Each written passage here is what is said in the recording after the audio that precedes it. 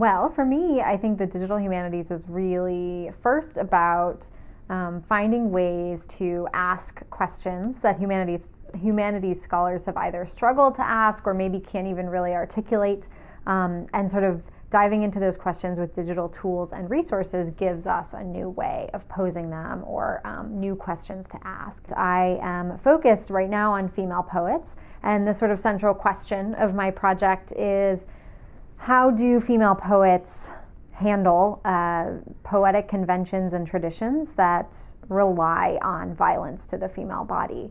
And so the central terms of my project are things like body and intimacy and violence, things that are a little tricky sometimes to approach using traditional methods of scholarship.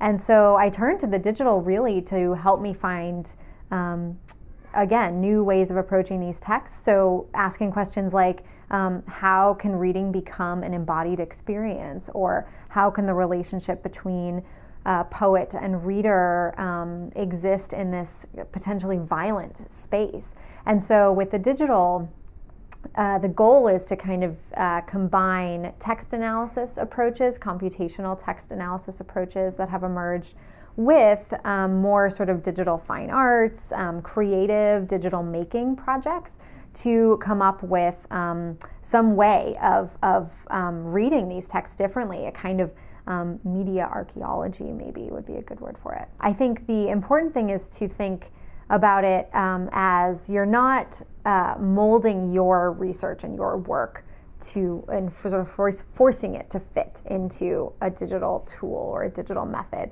Instead, you're able to use the digital and sort of mold it around your questions and your research. And so it becomes this really flexible environment for you to ask new questions. It allows for sort of a critical creative approach or a creative critical approach to scholarship that I think that scholars in every field would find attractive.